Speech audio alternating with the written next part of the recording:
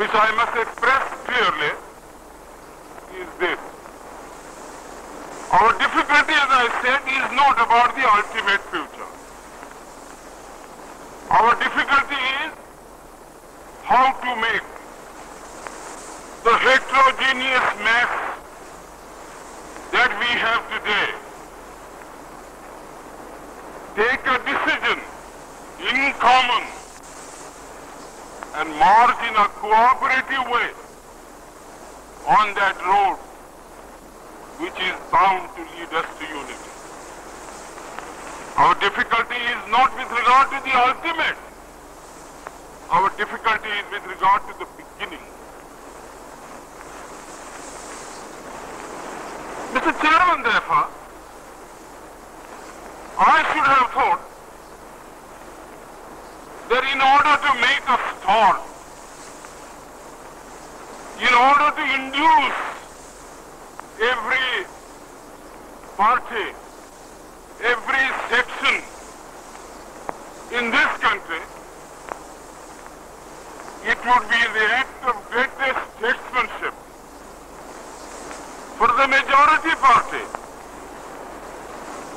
even to make a concession to the prejudices of people who are not prepared to march together.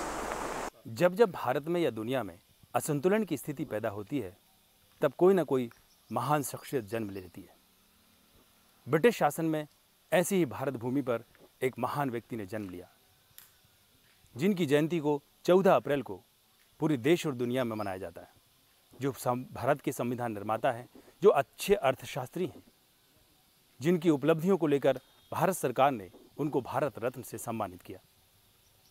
ऐसी महान हस्ती का 14 अप्रैल को भारत ही नहीं पूरी दुनिया में जन्म दिवस मनाया जाता है। उनकी जयंती पर शासन, प्रशासन और जनता ने क्या कुछ कहा, आइए देखते हैं। डॉक्टर भीमराव अंबेडकर 14 अप्रैल 1891 को इसी महू छावनी के एक सरकारी सैनिक क्वार्टर में विश्व भूषण भारत रत्न डॉक्टर अंबेडकर ने जन्म लिया। उस समय किसी ने नहीं सोचा था कि एक साधारण सूबेदार के घर में जन्मे इस बालक के नाम से एक दिन महू शहर को विश्व में जाना जाएगा। इंदौर ज़िले में ये जो पावन धरा है, जहाँ पर माननीय अंबेडकर साहब का जन्म हुआ था, उस पावन धरा पर ये 14 अप्रैल को जो जयंती का प्रतिवर्ष कार्यक्रम मनाया जाता है, उसमें आसपास के जो प्रदेश हैं, उन प्रदेशों के साथ साथ भारतवर्ष से तमाम श्रद्धालु यहाँ पर भाग लेते हैं। इस जो जन्मस्थली में जो कार्यक्रम होता है, इस जयंती के अवसर पर कलेक्टर महोदय के निर्देशन में प्रतिवर्ष हम लोग जो आयोजन कर रहे हैं, उत्तरोत्तर सुधार उसमें किया जा रहा है। जो हमारे श्रद्धालु आते हैं, उनके आवागमन की व्यवस्थाएं, उनके ठहरने की व्यवस्थाएं, उनके पेयजल की व्यवस्थाएं, इन सभी व्यवस्थाओं को हम निरंतर और अच्छा करने का प्रयास कर रहे हैं। और जैसा कि आप जानते हैं कि किसी भी देश का जो संविधान है, वो संविधान हमको एक दिशा देता है, वो सेट ऑफ रूल्स हैं जिस पर सभी समाज के सभी लोग एग्री कर रहे हैं। उसमें जो अथॉरिटी है, जो पावर डिस्ट्रीब्यूशन है, उस डिस्ट्रीब्यूशन के साथ रिस्ट्रिक्शंस भी हैं, डायरेक्टिव प्रिंसिपल्स भी हैं। उन चीज़ों को देखते हुए हम लोगों के लिए भी एक बहुत गौरव की बात होती है कि ऐसी सेवा करने का हम लोगों को अवसर मिल रहा है। और प्रत्येक वर्ष की भांति इस बार भी, जैसा आप जानते हैं, हम लोग निरंतर उत्तरोत्तर अच्छे से अच्छी व्यवस्थाएं करने का प्रयास कर रहे हैं। 14 तारीख यहाँ पे मऊ में बहुत हर्ष और उल्लास से मनाई जाती है। ये बहुत पवित्र दिन है। तो इसमें काफ़ी लोग महाराष्ट्र से, पूरे एमपी से और पूरे भारत से काफ़ी भीड़ यहाँ पर 11 तारीख से एकत्रित होना शुरू हो जाती है। हम लोग प्रॉपर आज से ही इसमें पूरा जुट रहे हैं, पूरी फोर्स इसमें बल लगता है, बाहर से भी फोर्स बुलाया जाता है। और साथ में ही पार्किंग की व्यवस्था, लोगों की रहने की व्यवस्था, कहाँ पे लोग रुकेंगे, सारी सुरक्षा व्यवस्था को ध्यान रखते हुए हम आज से ही इसमें पूरे जुटे हुए हैं और सारी सुरक्षा व्यवस्था करवा रहे हैं। कोरोना काल के समय कार्यक्रम नहीं मनाया गया था और इस वर्ष काफ़ी धूमधाम से मनाया जाएगा। हमें तो उनसे हर जगह प्रेरणा मिलती है कि वो उन्होंने कितनी विपरीत परिस्थितियों में रहकर पढ़ाई करी और पढ़ने के बाद भी समाज से अलग नहीं हुए और फिर भी दलितों की इतनी सेवा करी और आदर्श स्थापित करा। वैसे ही हम सोचते हैं कि हम भी कुछ ऐसा हमारे समाज के लिए और देश के लिए करें आगे। पिता राम जी और माता भीमाबाई की 14वीं संतान बालक भीमराव बाद में लाखों करोड़ों दलितों और वंचितों के प्यारे बाबा साहब कहलाए। अब बाबा साहब अम्बेडकर जी की जयंती अगर मनती है तो विश्व बाबा साहब अम्बेडकर जी की जयंती मनाता है। ये 152 देश जहां बाबा साहब अम्बेडकर जी का ज्ञान का प्रकाश पहुंच रहा है, उसका उद्गम स्थल अगर कोई है तो ये बाबा साहब अम्बेडकर जी की जन्मभूमि। यहाँ पर हम लोग इस बार अम्बेडकर जयंती का बहुत अच्छा कार्यक्रम हम लोग यहाँ से करने आ रहे हैं। माननीय प्रधानमंत्री जी ने पंचतीर्थ योजना के अंदर 5 स्मारकों को लिया है, जिसमें ये भी है। और माननीय मुख्यमंत्री जी इस प्रदेश के माननीय शिवराज सिंह चौहान जी ने इस जगह को भी तीर्थ योजना के अंदर सम्मिलित किया है। तो ये बहुत बड़ा साधुवाद है सबको स्मारक समिति की तरफ से, और बहुजन और सभी बाबा साहब अम्बेडकर देश के सभी नागरिक जो संविधान को मानते हैं, सभी का बहुत बहुत अभिनंदन है इनके सबकी तरफ से, माननीय मुख्यमंत्री जी का, माननीय प्रधानमंत्री जी का। अम्बेडकर जयंती का यहाँ पर जो कार्यक्रम होता है, प्रतिवर्ष माननीय मुख्यमंत्री जी द्वारा जितने भी दर्शनार्थी आते हैं 12, 13, 14 उनके रुकने खाने पीने की सारी व्यवस्था माननीय मुख्यमंत्री जी द्वारा की जाती है। और वो यहाँ पर माल्यार्पण करने के लिए, दर्शन करने के लिए, शुभकामना देने के लिए प्रतिवर्ष यहाँ उपस्थित होते हैं। ये कार्यक्रम तो माननीय मुख्यमंत्री जी का अपने आप में है ही है, लेकिन इससे ये कार्यक्रम के साथ साथ अम्बेडकर मेमोरियल सोसाइटी और सरकार के समन्वय से ये पूरे कार्यक्रम होते हैं। और अम्बेडकर मेमोरियल सोसाइटी भीम जन्मभूमि द्वारा 4 दिवसीय कार्यक्रम है, जिसमें 11 तारीख को, जैसे कहा जाता है ना कि बाबा साहब अम्बेडकर जी दलितों के नहीं है, बाबा साहब अम्बेडकर जी को जो आइसोलेट किया गया है कि वो सिर्फ दलितों के नेता, ऐसा नहीं है। जिन्होंने भारत का संविधान लिखा है, 700 साल की रियासतों का राज, 200 अंग्रेजों का राज, 200 साल का, ऐसे 900 साल के पूरे राज्य के बाद में जब लोकतंत्र स्थापित हुआ, बाबा साहब अम्बेडकर जी ने संविधान लिखा, सभी जाति, सभी धर्म, सभी वर्ग को स्वतंत्रता दिए। ये बहुत बड़ा संविधान है। इसके साथ साथ भी बाबा साहब अम्बेडकर अर्थशास्त्री, देश के, दुनिया के सबसे बड़े अर्थशास्त्री है। नोबेल पुरस्कार विजेता अमर्त्य सेन कहते हैं अर्थशास्त्र के नोबेल विजेता, वो कहते हैं कि बाबा साहब अम्बेडकर अर्थशास्त्र में मेरे पिताजी है। इस तरह से बाबा साहब अम्बेडकर नारी उद्धारक है, भारत की अधोसंरचना को रखने वाले पहले मिनिस्टर हैं। इस तरह उनका बहुत बड़ा विज़न है, जिसको लेकर हम 11 तारीख को समग्र अम्बेडकर राष्ट्रीय साहित्यिक सम्मेलन को हम कर रहे हैं, जो यूनिवर्सिटी के साथ हम मिलकर कार्यक्रम कर रहे हैं, जिसमें देश भर के सारे साहित्यकार, बड़े बड़े इंटेलेक्चुअल लोग आएंगे, जिसके ऊपर वो अपनी शिरकत देंगे। और वहाँ ये प्रभाव बदलना चाहिए, ये प्रभावी बनना चाहिए कि बाबा साहब अम्बेडकर जी, समग्र जो अम्बेडकर, वो भी समाज के बीच में जाना चाहिए। ऐसा प्रयास हम कर रहे हैं। डॉक्टर अम्बेडकर ने अपनी प्राथमिक शिक्षा महाराष्ट्र के सतारा जिले में प्राप्त की। वे प्रारंभ से ही मेधावी और कुशाग्र बुद्धि के विद्यार्थी थे। उनका बचपन अभाव और कठिनाइयों भरा था। पहनने को ठीक से कपड़े और चप्पल तक नहीं थी। काफ़ी दूर स्कूल में पैदल ही जाना पड़ता था। छाता नहीं होने से बरसात में वे भीगते हुए ही स्कूल जाते। हाई स्कूल में प्रवेश लेने वाले दलित वर्ग के वे पहले विद्यार्थी थे। पिता सेना में शिक्षक थे, इसलिए पठन पाठन में उन्हें भरपूर सहयोग और मार्गदर्शन मिलता था। मैट्रिक पास करने के बाद 1908 में उन्होंने एल्फिंस्टन कॉलेज मुंबई में प्रवेश लिया। दलित होने के कारण उन्हें संस्कृत नहीं पढ़ने दी गई, इसीलिए फारसी और अंग्रेजी विषय लेकर उन्होंने 1913 में बीए पास किया। इसी दौरान बड़ौदा के महाराज गायकवाड़ जी उनकी मेधा से बहुत प्रभावित हुए। उन्होंने डॉक्टर अम्बेडकर को छात्रवृत्ति प्रदान कर कोलंबिया विश्वविद्यालय अमेरिका में पढ़ने भेजा।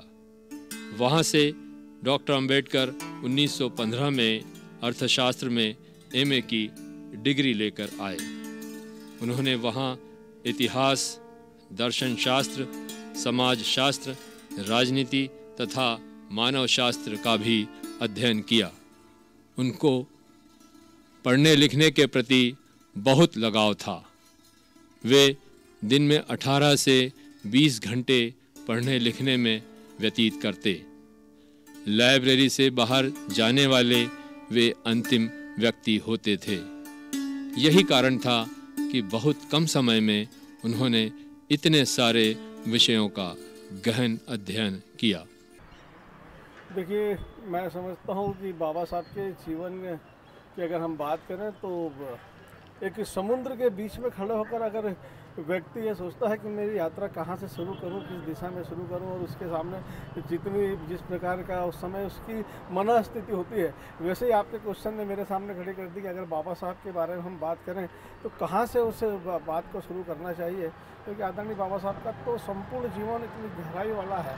और मेरे जैसा साधारण सा व्यक्ति, मैं सोचता हूँ कि शब्दकोश में भी वो शब्दों को विराम लग जाता है जब हम बाबा साहब के योगदान की अगर हम बात करें। और बाबा साहब का जो जीवन है वो मेरे जैसे लाखों करोड़ों युवाओं के लिए, बाकी लोगों के लिए एक डिक्शनरी की तरह है, पूंजी की तरह है, क्योंकि जितना साधारण जीवन उन्होंने जिया, इस पवित्र भूमि में उनका जन्म हुआ, और मैं तो समझता हूँ कि उनके जन्म से ही भूमि पवित्र हुई है।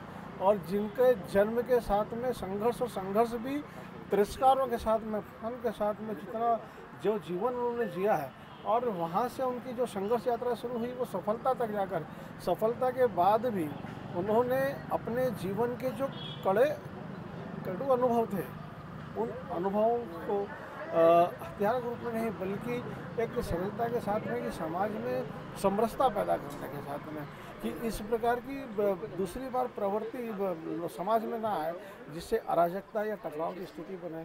और उन्होंने जो संविधान का निर्माण किया उसमें हम देख सकते हैं इस बात को स्पष्ट रूप से कि उन्होंने पूरे समाज को समभाव के साथ में इस देश के एक, मैं समझता हूँ कि बाबा साहब ने जो कल्पना की थी, अगर इस देश में ऊंच नीच और भेदभाव को दूर करने का प्रयास नहीं किया गया होता तो आज अराजकता इस देश में होती, और अराजकता अगर इस देश में होती तो मैं समझता हूँ कि हम एक अच्छे समाज की कल्पना नहीं कर सकते थे। विदेश में अध्ययन समाप्त करने के उपरांत डॉक्टर अंबेडकर को बड़ौदा महाराज ने ही सर्वप्रथम 1917 में अपनी रियासत में मिलिट्री सेक्रेटरी के उच्च पद पर नियुक्त किया, लेकिन वहां काम करते हुए डॉक्टर अंबेडकर को अत्यधिक जातिगत अपमान का सामना करना पड़ा। उच्च सवर्ण वर्ग के लोग उनसे खुलेआम छुआछूत का व्यवहार करते थे, यहाँ तक कि चपरासी भी उन्हें फाइलें दूर से ही फेंक कर देता था। इतने बड़े पद पर आसीन होकर भी उन्हें रहने के लिए एक सरकारी आवास तक नहीं मिल पाया। इस घनीभूत पीड़ा का कड़वा घूंट पीकर अंततः उन्होंने पद से त्यागपत्र दे दिया। उस समय उच्च सवर्ण जातियों का इतना वर्चस्व था कि स्वयं बड़ौदा महाराज भी उनकी मदद करने में असमर्थ रहे। बड़ौदा से वापस आकर डॉक्टर अंबेडकर ने सिडनम कॉलेज मुंबई में प्राध्यापक के तौर पर काम प्रारंभ किया। यहाँ भी उन्हें रहने के लिए अपनी जातिगत पहचान छिपाकर एक पारसी के नाम से रहना पड़ा। यहाँ भी वे ज़्यादा समय तक नहीं टिक पाए और 1923 में उन्होंने मुंबई हाई कोर्ट में वकालत प्रारंभ की। वे गरीबों और मजदूरों के केस मुफ्त ही लड़ा करते थे। इसी दौरान 1926 में वे मुंबई प्रेसिडेंसी कमेटी के सदस्य बने। यह उनकी विद्वता का ही प्रमाण था कि 1935 में उन्हें गवर्नमेंट लॉ कॉलेज मुंबई का प्रिंसिपल बनाया गया। 1942 में वे गवर्नर जनरल ऑफ इंडिया की कार्यकारिणी परिषद में लेबर मेंबर बनाए गए। भारत के स्वतंत्र होने के पश्चात अगस्त 1947 में महात्मा गांधी और पंडित जवाहरलाल नेहरू जैसे महान नेताओं ने उनकी प्रतिभा का लोहा माना और उन्हें संविधान निर्माण प्रारूप समिति का अध्यक्ष नियुक्त कर देश में लोकतंत्र की नींव का पत्थर रखने में अपना सहयोगी बनाया। बाबा साहब की जन्म जयंती और उनका जीवन परिचय, संपूर्ण जीवन उनका सामाजिक परिवर्तन को संकल्पित था। आज पूरा देश संविधान बाबा साहब के निर्देशों पर चलता है। बाबा साहब के कारण 800 साल की गुलामी में जो विकृतियां भारतीय समाज में, देश में व्याप्त हो गई थी, बाबा साहब की सूझबूझ, उनके गहरे चिंतन मंथन के कारण जड़ मूल से उनको उखाड़ कर फेंकने का प्रावधान संविधान में हुआ और सामाजिक परिवर्तन के वो बड़े क्रांतिकारी नेता थे। मुझे बहुत गर्व की अनुभूति होती है कि बाबा साहब जब वो श्रम मंत्री थे, श्रम सुधार कानून उन्हीं ने बनाना प्रारंभ किए। मातृत्व अवकाश यदि उसकी पावन शुरुआत कोई कर पाया तो वो बाबा साहब भीमराव अंबेडकर साहब ने की थी। और पीएफ जैसी व्यवस्था भी उन्हीं के कारण इस देश और समाज में सबको लाभ दे पाई। तो ऐसे आमूल चूल सामाजिक क्रांति के प्रणेता, सामाजिक समरसता, सबका साथ सबका विकास, समतायुक्त शोषण मुक्त समाज का निर्माण करने के प्रति वो प्रतिबद्ध थे। और आज उन्हीं के आदर्श सिद्धांतों पर इस देश का संविधान, जो राष्ट्र की आत्मा है, अक्षरशः उसका पालन करते हुए इस देश को विश्व की शक्ति बनाने में लगा हुआ है। 14 अप्रैल को काफ़ी अच्छा प्रोग्राम होने वाला है। जानकारी मिली है कि 200 घोड़े आने वाले हैं, ऊँट आने वाला है, काफ़ी संख्या में लोग आएंगे। तो मध्य प्रदेश शासन की और आपके तरफ से क्या व्यवस्था है? जी, हम अपने आए हुए सभी मेहमानों का, उनके रहने का, उनकी भोजन प्रसादी का, उनकी सारी सुख सुविधाओं का पूरा ध्यान रखते हैं। और मध्य प्रदेश की सरकार, क्योंकि सारे पंच तीर्थ भी यदि पूरे देश दुनिया में किसी ने बनाए तो हमारी अपनी भारतीय जनता पार्टी ने बनाए। और उनकी जन्मस्थली पर इस कार्यक्रम को हम बहुत ही धूमधाम से, श्रद्धा से और सुव्यवस्था के साथ मनाते हैं। बाबा साहब अम्बेडकर ने वो काम किया है जिस प्रकार से आज तुलसी सिलावट यहाँ बैठे हैं, ये उन्हीं के आशीष, उस संविधान के कारण हमें ये मिला है। बाबा साहब अम्बेडकर का एक लक्ष्य था, एक संकल्प था, एक उद्देश्य था, जो समाज का सबसे पीछे और सबसे नीचे व्यक्ति है उसका विकास हो, उसकी प्रगति हो। यही 14 अप्रैल को हमें यही अपने जीवन में उनके संकल्प को, उनके देश के, उनके सपनों को, उनके लक्ष्य को पूरा करने का हमको संकल्प लेना है। मैं पुनः बाबा साहब के चरणों में नमन करता हूँ, क्योंकि ऐसे महान पुरुष इस राष्ट्र में, इस विश्व में कभी सभी जन्म लेते हैं, ये गौरव का विषय है। जिस समय हम इस दुनिया में जन्म लिया था, उस समय हम गुलामी की जंजीरों में जकड़े हुए थे। ऐसे समय बाबा साहब अम्बेडकर जैसे व्यक्ति आए, उन्होंने एक नया संदेश दिया, एक नया लक्ष्य दिया, एक उद्देश्य दिया। मैं फिर से बाबा साहब के चरणों में नमन करता हूँ। और मैं उससे ज़्यादा सौभाग्यशाली हूँ जिस ज़िले में बाबा साहब का जन्म हुआ है, मऊ। मैं इंदौर ज़िले से आता हूँ। मैं फिर से, क्योंकि यह राष्ट्र का गौरव नहीं, विश्व का गौरव है, ये हमारे मान और सम्मान की बात है, हमारे लिए गर्व की बात है कि बाबा साहब जैसे व्यक्ति ने भारत में जन्म लिया। मैं फिर से जयंती की आप सबको बहुत बधाई, शुभकामनाएं देता हूं। जिस प्रकार शिक्षा में एक क्रांति लाने का संकल्प उनका था, समाज को उत्थान का संकल्प था, विकास और प्रगति का संकल्प था, और हर समाज को साथ लेने का, आगे बढ़कर का संकल्प था। और समाज जो हमारा हिंदू समाज है उसका उत्थान हो, उसकी प्रगति कैसे हो, उसकी उन्नति कैसे हो, ये भी उनका संकल्प था। ये भी हमको संकल्प लेना पड़ेगा। मैं फिर से मध्य प्रदेश की भाइयों और बहनों की तरफ से, इंदौर की जनता की ओर से उनके चरणों में नमन करता हूँ। इस तरह डॉक्टर अंबेडकर ने अपनी प्रतिभा और क्षमता से साबित कर दिखाया कि हीरा मिट्टी में भी पड़ा हो तब भी अपनी चमक नहीं खोता। उन्होंने अथक परिश्रम कर भारत को वह बहुमूल्य संविधान दिया जिस पर देश को गर्व है। भारत का संविधान आज सारे विश्व का मार्गदर्शन कर रहा है। इसी संविधान के कारण आज भारत दुनिया का सबसे बड़ा और सफल प्रजातंत्र बन पाया है। इसके बाद नेहरू मंत्रिमंडल में डॉक्टर अंबेडकर को देश का प्रथम कानून मंत्री बनाया गया। यहाँ भी उन्होंने अपनी योग्यता और विद्वता का परिचय दिया।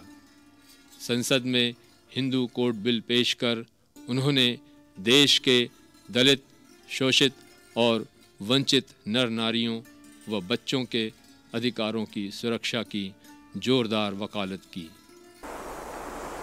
Whether that accords with the statement of May 16th or December 16th, leave all that aside. This is too big a question to be reduced to the position of mere legality. It is not a legal question. I say leave aside all these considerations and make some attempt whereby those who are not prepared to come will come. Let us make it possible for them to come. That is my opinion. In the course of the debate that took place, there were two questions which were raised, which struck me so well that I took the trouble of taking them down on a note paper. The one question was, it was asked, I think,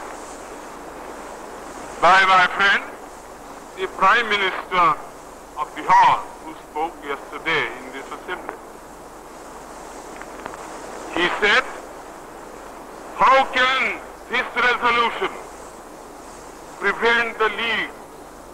किंतु फिर उच्च सवर्ण वर्ग के दबाव में यह bill pass नहीं हो सका। इससे निराश और दुखी होकर उन्होंने मंत्री पद ही छोड़ दिया।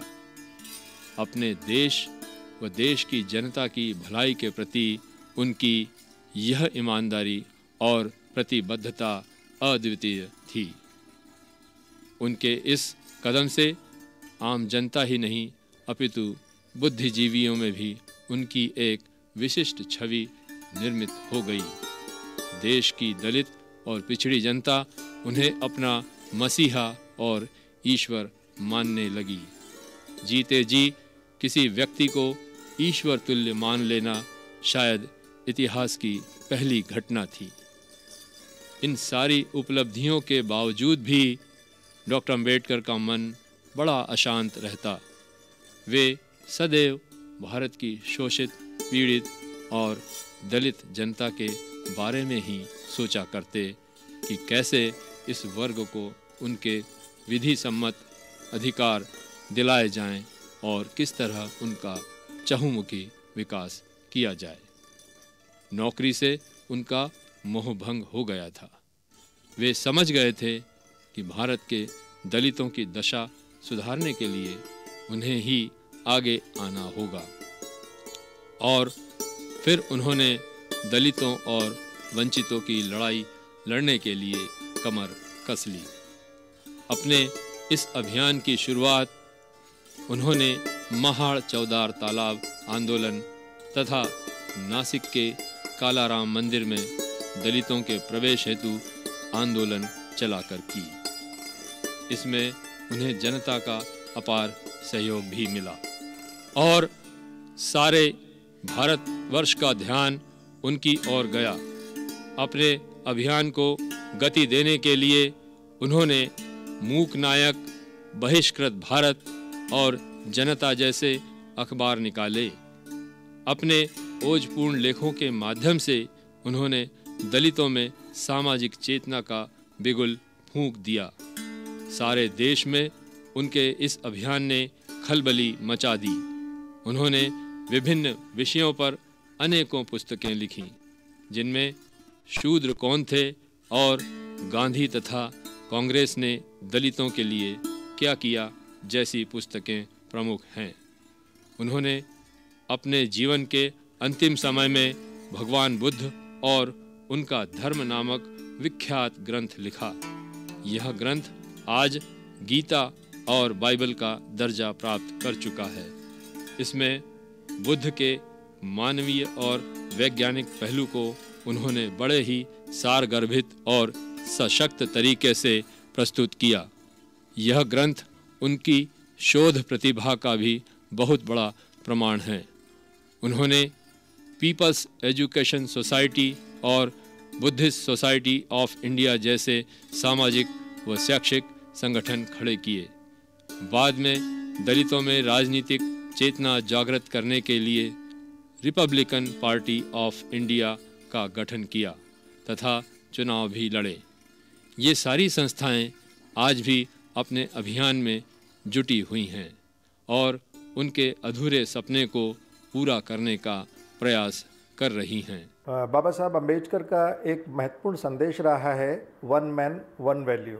वो हर एक व्यक्ति को एक मूल्य दे के बात करते थे, जबकि हम राजनीति में वन मैन वन वोट की बात करते हैं। उससे कहीं आगे जाके बाबा साहब का दर्शन वन मैन वन वैल्यू का है और ये ऐसा सिद्धांत है जो निश्चित ही पूरे विश्व में जो भारत एक का पहचान रही है, भारत एक विश्वगुरु रहा है, वही दर्शन है बाबा साहब का भी कि हम सभी मानव को एक मूल्य दें और इनके इस विचारधारा को, उनके इस दर्शन को निश्चित रूप से हम अपनाकर पूरे मानवता का कल्याण कर सकते हैं। इसके लिए हम बाबा साहब अम्बेडकर की जयंती पर उनको शत नमन करते हैं, अपने श्रद्धा सुमन अर्पित करते हैं। आज उनके जन्मदिन पे हमारे महू में यहाँ जो उनका स्थान बनाया गया है और वहाँ बहुत सारे लोग आते हैं, उनको नमन करते हैं। मैं भी हर साल वहाँ जाती थी। अभी कुछ कारणों से भी 1-2-3 साल नहीं जा पाई, वैसे भी कोरोना के कारण भी नहीं जा पाए, लेकिन मैं जाती थी। वहाँ पे बहुत लोग आते भी थे। मेरा उन सबको कहना है कि एक तो बाबा साहब के जन्मतिथि पे बहुत बहुत बधाई देती हूँ और यहाँ आके सभी शीश नमन करके यह प्रार्थना करें कि ऐसा बेटा घर घर पे पैदा हो जाए जो उसकी शिक्षा के प्रति लगन हो, जो समाज के लिए कुछ करना चाहता है, ऐसा बेटा पैदा हो। ये यहाँ आकर के अगर हम मांगे उनके जन्मदिन पे तो ज़्यादा सार्थक हो जाएगा। बहुत बहुत बधाई सबको। बाबा साहेब अम्बेडकर के चरणों में नमन करती हूँ।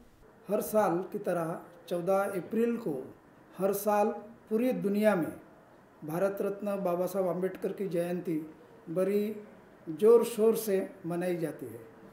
पूरी दुनिया ने बाबा साहब के विचारों का लोहा माना है। बाबा साहब ने सिर्फ दलित, आदिवासी, पिछड़े वर्गों के लिए ही काम नहीं किया, बल्कि भारत के समस्त वर्गों के लिए काम किया है। बाबा साहब संविधान के ड्राफ्टिंग कमेटी के चेयरमैन थे। हर बात का उन्होंने जवाब दिया है। ये क्षमता रखने वाले सिर्फ बाबा साहब ही थे और मुझे लगता है कि बाबा साहब के विचार सभी ने अपनाने चाहिए, ऐसा मुझे लगता है। और उनकी 14 अप्रैल जो जन्म दिवस है उसके लिए मैं सभी को हार्दिक बधाई देता हूँ। तो ये था डॉक्टर भीमराव अम्बेडकर की जयंती पर एक विशेष कार्यक्रम। भारत रत्न डॉक्टर भीमराव अम्बेडकर की जीवनी को, उनके अनेक आयामों को आप तक पहुंचाने की हमने एक छोटी सी कोशिश की। पूरे दूरदर्शन की ओर से आप सबको उनकी जयंती पर बहुत बहुत शुभकामनाएं।